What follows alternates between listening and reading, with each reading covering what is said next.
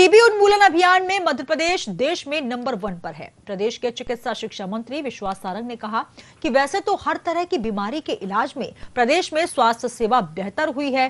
TB के इलाज में मध्य प्रदेश बहुत तेजी से काम कर रहा है। ये बात केंद्र सरकार ने भी मानी है। सारंग ने दिल्ली में हनुमान जयंती पर शोभा यात्रा के दौरान हुई हिंसा को दुर्भाग्यपूर्ण बताया।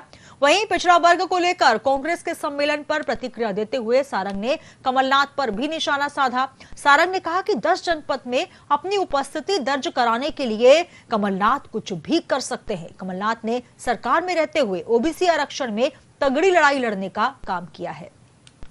प्रदेश में हम हर तरह की चिकित्सीय व्यवस्थाओं को हर स्तर पर चुस्त दुरुस्त कर रहे हैं और यह हमें बहुत प्रसन्नता है कि ट्यूबरक्लोसिस के मामले में जो हमने अभियान चलाया था, जिसको आंदोलन के रूप में हमने लिया, उसमें देश भर में मध्य प्रदेश का पहला स्थान आया है।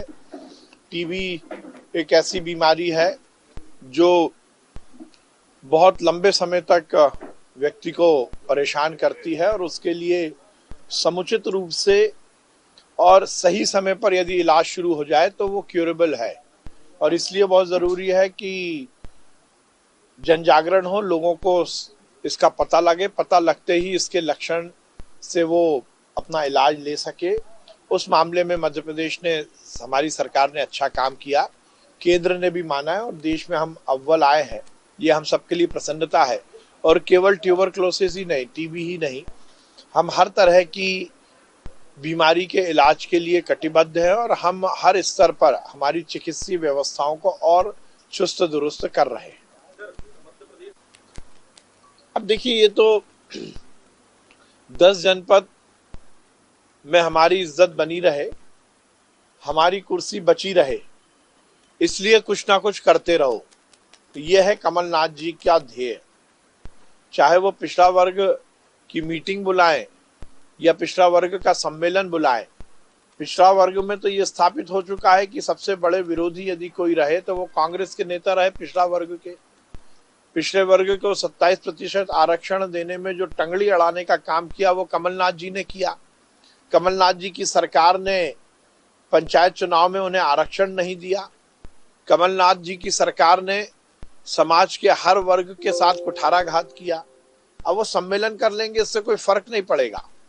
और मैं पहले से कहता आया हूं, वो सम्मेलन करें तो पहले इस बात का खेद जरूर व्यक्त करें कि उनकी सरकार के रहते हुए, कमलनाथ जी की सरकार के रहते हुए पिछड़ा वर्ग के लोगों को उचित आरक्षण नहीं मिला, उचित स्थान नहीं मिला। वो ये बात से यदि अपने भाषण की शुरुआत करेंगे तो फिर इस तरह के किसी अधिवेशन का सही मायने निकलेगा।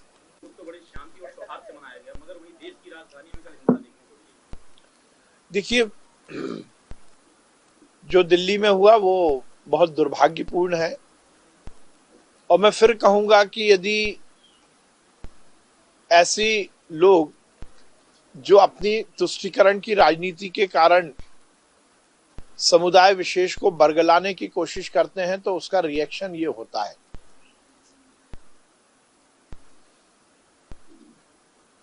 ओवैसी, दिग्विजय सिंह, राहुल गांधी लगातार तुष्टीकरण की राजनीति को आगे बढ़ाने की कोशिश करते हैं।